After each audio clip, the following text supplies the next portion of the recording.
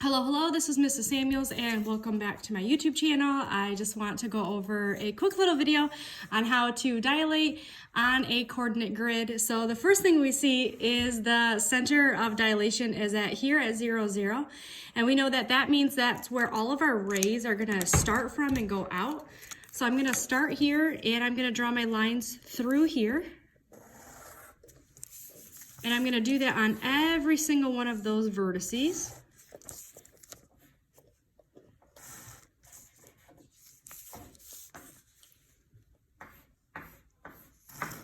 So that means that when I dilate this dot here, this vertice, it must stay on this line.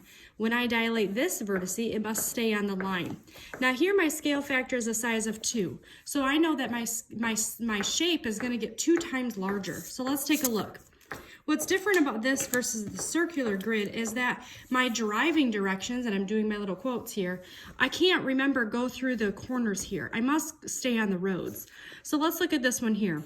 Currently, I'm going to drive up 2 and to the right 2. So I'm going to write that off to the side. Up 2, right 2. Now remember, my scale factor is a 2. So I'm going to times both of these by 2.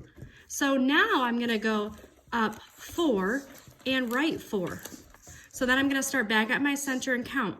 Up 4, right 4. And that, sure enough, this does match up here. Let's look at this one. My driving directions are up 3 and left 1. The tapping you're currently hearing is from little Miles. He is drawing a beautiful picture, which I will show at the end of the video. All right, so now I'm going to go up 6 and I'm going to go left 2. So now I'm going to start back at the center and I'm going to go up 6, 1, 2, 3, 4, 5, 6, and I'm going to go left 2. This is my dot here. Now I'm going to look at this one. This driving direction says to go 1, 2, 3 down. So down 3, and now I'm going to go to the left 1, 2. I'm going to times all of this by 2. Now my driving directions are I'm going to go down 6, left 4, down 6, 1, 2, 3, 4, 5, 6, 1, 2, 3, 4. And then lastly, I go down 1, right 1. I'm going to times that by 2.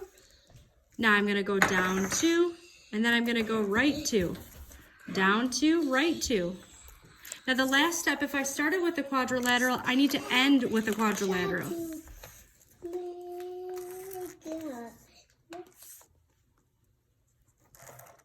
I'm going to connect all those dots here. And again, I'm going to have the same shape, but just a different size. And in this case, it should be 2 times larger.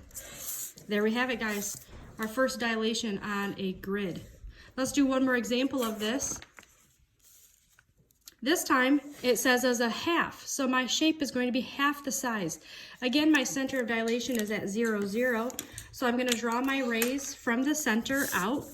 This one's here is really nice because it's on the y-axis. It does help if you use a different color for this, preferably even a highlighter. I find that students find that most helpful. Okay, and now I'm going to look at my driving directions. Starting from the center, I go up 1, 2, 3, 4. So I'm going to go up 4.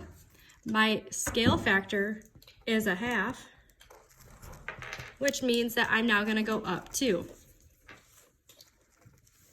Now for this one here, my driving directions are 1, 2, 3, 4, 5, 6. I'm going to go down 6, and I'm going to go right 1, 2, 3. Now I'm going to take half of all of those. So now I'm going to go down 3 and I'm going to go right 1.5.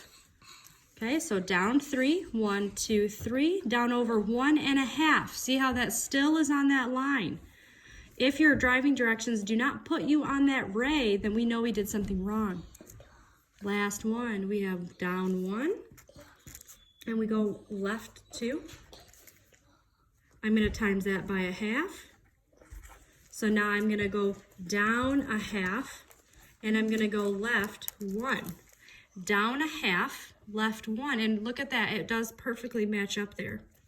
I started with a triangle, so I need to end with a triangle. I'm going to connect those dots here. And here we go. And there we have it. Absolutely.